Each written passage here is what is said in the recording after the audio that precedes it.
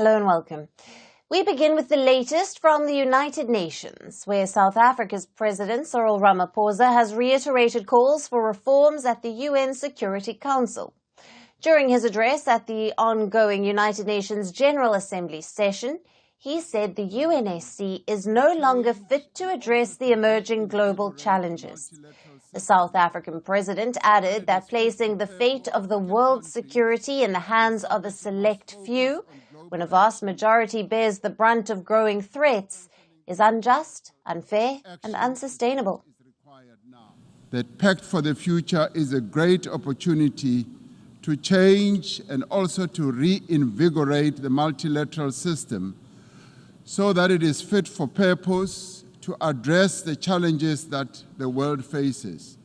It is an opportunity also to make good on the promises to reform the global governance architecture, including the international finance institutions and the United Nations Security Council, placing the fate of the world's security in the hands of a select few when it is the vast majority of the peoples of the world who bear the brunt of the various threats is unjust, unfair, and unsustainable.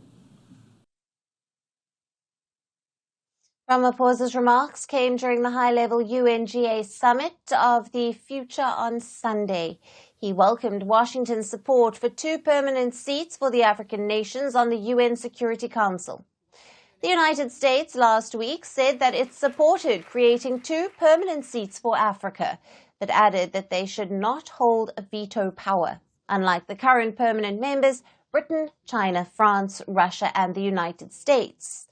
South African president expressed his disappointment with such a condition. He said refusing African nations the same rights as the other permanent members means they become second-class citizens once again.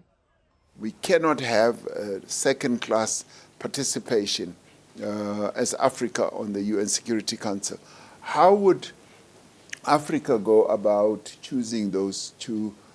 In the end, it's got to be an AU, African Union decision. African nations already have 3 non-permanent seats on the Security Council, which are allocated on a rotating basis for 2-year terms. So a permanent UNSC seat with no veto power would essentially make no difference. Though a UNSC reform has been long called for, it has particularly gained momentum due to the ongoing wars in Ukraine and Gaza, and the ineffectiveness of the Council to solve the crises. However, reforms have so far not materialized due to differences among its permanent members. Any change in membership would first require adoption and ratification by 2/3 of the 193 member states. A permanent seat at the Council is also demanded by countries like India, Japan, and Germany. Ramaphosa, in his address, said that the Security Council fails to consider diverse viewpoints on various challenges from wars to climate change. He also urged support for Africa's developmental agenda as he expressed his support for the Pact for the Future adopted by the General Assembly on Sunday. The pact, long pushed by the UN chief, has been hailed as a step towards more effective, inclusive, networked multilateralism. It covers themes including peace and security, global governance, sustainable development, climate change, and digital cooperation. The 79th session of the United Nations General Assembly is taking place at the UN headquarters in New York until the 27th of September. This year, a huge focus is on Africa, with African leadership playing a pivotal role in shaping the agenda. The former Prime Minister of Cameroon, Philemon Yang, is serving as president of the current session, and discussions will be around some key themes in which African priorities are at the forefront. Now, these include peace and security, sustainable development and financing, youth and future generations, as well as digital cooperation. Now, for more on this, we have with us Kani Magubane, political analyst, who is joining us live from Johannesburg, South Africa. Thank you for being with us, Kani. A very good afternoon to you and your viewers. What are the main reasons behind President Ramaphosa's push for the United Nations Security Council reform? And how does he envision these changes benefiting Africa and the Global South? I think that the reforms that President Ramaphosa is calling for are long overdue.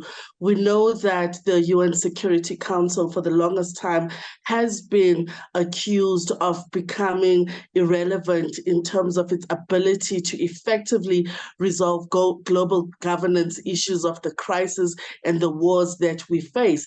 I mean, just to have Britain, China, France, and the US as permanent members and assuming that that is sufficient to solve the world's problems is myopic at best.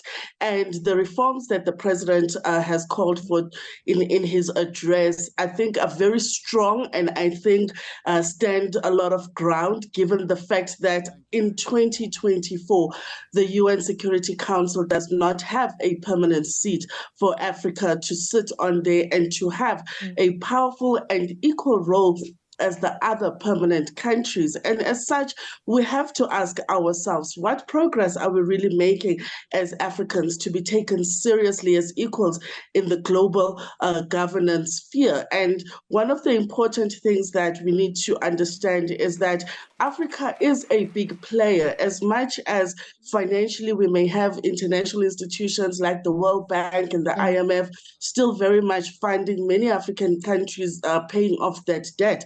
But in terms of the mineral resources, the oil resources, and the many economic resources that the West comes into the continent to extract, that should show you the power that Africa has. And I think that what the president has done is shake things up at the General Assembly because he's calling for reforms that will have a better ability to deal with issues that the world is facing. It's clear that the permanent members have failed, for instance, to deal with issues of Gaza, to deal with issues of Ukraine and Russia, to deal with issues of the Congo, and many other genocides and wars that continue to perpetuate themselves today. Right. And Kani, how has the international community, particularly the permanent members of the Security Council, responded to President Ramaphosa's calls for reform? Are there any signs of support or resistance? Well, we know that Washington has put its hand up to support 2 permanent seats for Africa. And I would be very interested to see how the other permanent members on that Security Council, like Britain and China and France, respond to South Africa's call. South Africa, of course, is a major player in the global South, but not just the global South. We are a part of BRICS, and we also were very bold and brave in our move to take Israel to the ICJ, which is the International Court of Justice, because of the genocide in Gaza. And such moves are moves that I think are entrenching our place as South Africa as global players. And as such, it makes sense that it be South Africa that makes this call, that South Africa as a whole refuses to play second fiddle, refuses to be second-hand citizens to the West. They can no longer think that it's acceptable to bring Western solution to African problems. We don't need Western solutions to Middle Eastern problems. We need regional leaders to be part of those UN Security Council meetings and decision-making platforms so that we are also able to take ownership and authority of what is happening around the world in terms of the many global wars and conflicts and climate change issues that are currently affecting us.